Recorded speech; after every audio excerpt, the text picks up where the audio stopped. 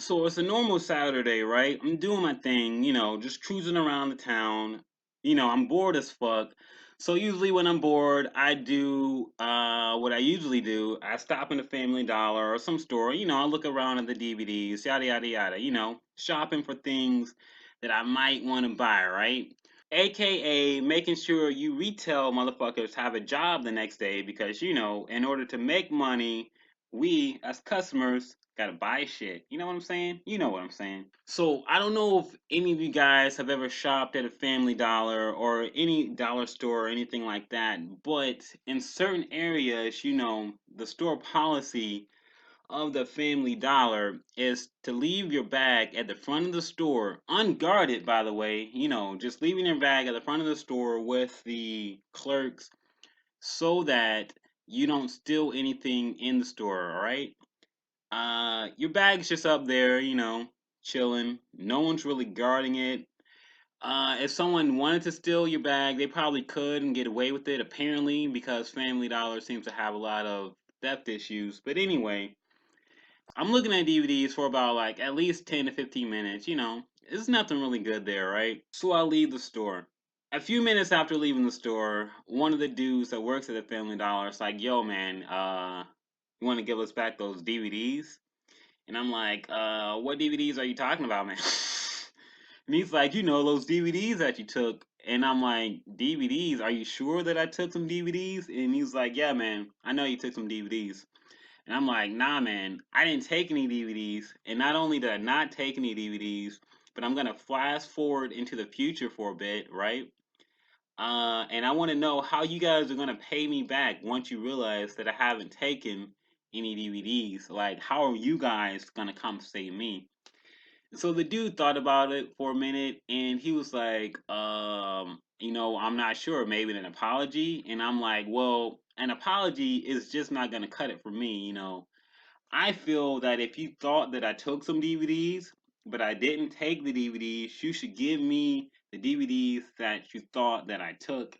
And he's like, "Yeah, that kind of makes sense to me." And I'm like, "Cool. Well, since I didn't take any DVDs, I guess I'll go back in there and talk to the person who thinks that I took some DVDs." Keep in mind, the funny thing about the situation is, even though I knew I didn't took any DVDs, this entire time talking to this guy, I'm thinking to myself, "Damn, did I take some DVDs?" Like, I'm replaying the scenario in my mind, right? And I'm like, all right, I remember looking at DVDs and I'm thinking, okay, did I accidentally have some DVDs in my hands when I left the store? But I'm like, nah, I'm pretty sure I didn't have any DVDs. It's kind of fucked up how when you didn't. It's kind of fucked up how when you didn't steal stuff, but anti-theft tactics make you feel like you did take stuff. Like, when you're leaving the store and the buzzer accidentally goes off, but you don't have anything, it's like, damn, did I fucking take something by mistake? Did I accidentally slip something in my pockets? No, that wasn't the case. But anyway, back on subject. So I walk back in the store, right?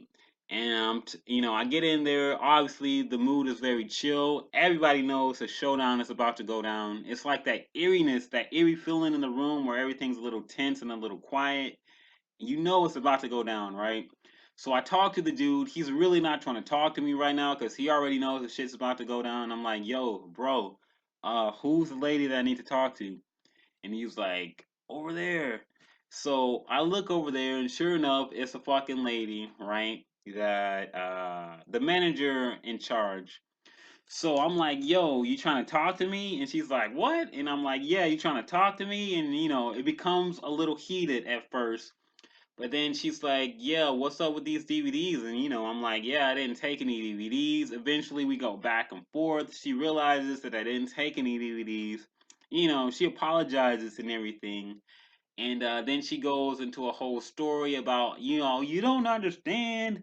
The Family Dollar is working hard and corporate is always on us about anti-theft. And it looks like we're not doing anything if someone does take some DVDs and we don't blah, blah, blah, blah, blah, blah, blah." It's kind of like a sob story about how corporate is fucking them over. And I understand. I used to work at the Family Dollar, so I get it. Corporate really doesn't give a fuck, yada, yada, yada. But at the same time, I'm thinking, just as a fucking customer who loves the Family Dollar, who loves shopping at the Family Dollars, all dollar stores in general, I'm just like, yo, son, really, like, if you guys are still having all these theft issues with all your anti-theft tactics, then what's the point of your anti-theft tactics? What I mean by this is, when you go into the store, there's a big anti-theft thing that they try to do, right?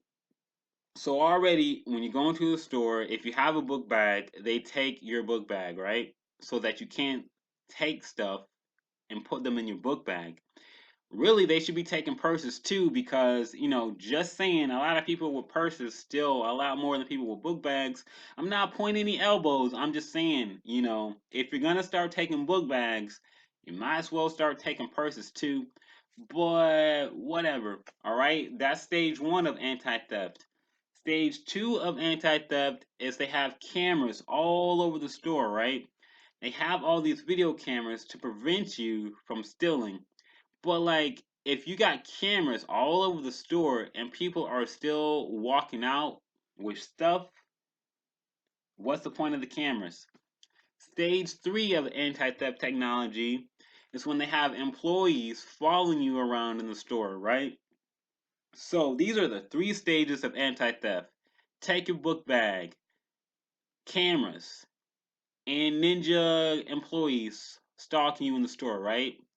Now, if you have all these three things working for you and motherfuckers are still stealing like crap loads of merchandise from you, obviously your anti-theft tactics and technology are not working. So the big question I have is, what's the whole point to all of this anti-theft stuff? And this is why, my friends, to this day I am anti-theft tactics. Shortly after leaving the store, this idea came into my head, right? I wish I would have thought of this while I was actually talking to the lady in person. But whatever, it came to me afterwards, and the thought that I had was this, right? So, normally when you steal an object from the store, they take your picture, they put you up on a wall, and then, they send your picture to all the other stores in the area, and you're on some database, which basically is like, yo, watch out for this guy. He's a fucking thief, right? Now, I feel like if a fucking store accuses you of stealing some shit, but you didn't steal the shit that they accused you of, they should do the reverse picture, right? What they should do is they should take your picture, they should put you on a wall, but instead of putting you on a wall of negativity, they should put you on a wall of positivity, right? They take that picture of you and they say, hey, all the other Family Dollars in the area. This guy, this dude, this motherfucker right here, you shouldn't even bother taking his bag. You should like give him free candy when he comes in the store because we thought this dude was stealing some stuff, but he wasn't stealing some stuff, and it turns out this guy is actually a pretty cool motherfucker. So when you see this dude, treat him like royalty or something because he deserves it. That's what I feel like should happen if a store accuses you of stealing something, but turns out they were wrong and you didn't do anything. Because to me, man, a simple apology is just not gonna cut it. In this situation, I talked it out with the lady. She apologized, blah blah blah. Everything's cool. You guys, when you hear this shit, right? When this thing goes live and you hear it, don't feel bad. I'm not using any names. Nobody's job's on the line. But at the same time, it's like, come on. I deserve like some free bag rice out of all of this.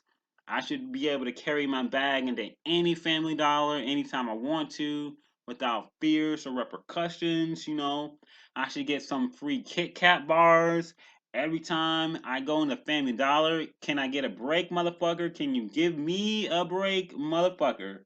I'm not even asking for the white chocolate Kit Kat bars. I'm just asking for the regular chocolate Kit Kat bars. None special, none fancy, just the regular Kit Kat bars. You know what I'm saying? You know what I'm saying. Break me off a piece of that. Bum, bum, bum. But the government classifies me as black, so I gotta put some soul. But the government classifies me as black, so I gotta put some soul into it. Break me, break me, a little piece of that Kit Kat.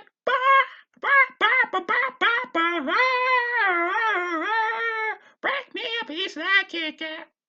But I know race is just a social construct created by certain governments as a tool to easily tally people when that census 2020 comes rolling around. So in that case, I'm gonna put a little heavy metal into it. Oh, bless me, a little bit, of that Kit Kat, Kit Kat, boy. As you guys can clearly hear, I am not a singer or vocalist of any kind. Should have really drank some water before trying to hit those notes. Anyway, that's my time. My name is Kai, sometimes Ra. Be sure to check out my melodies of future jokes like this and other assorted random blah blah blah from my life. This is all real, keeping it real, and a future album which will be titled Rochester Raw. This is just a sneak peek, a free sample, if you will. You want to get that full pie when it drops later on, sometime in the foreseeable future.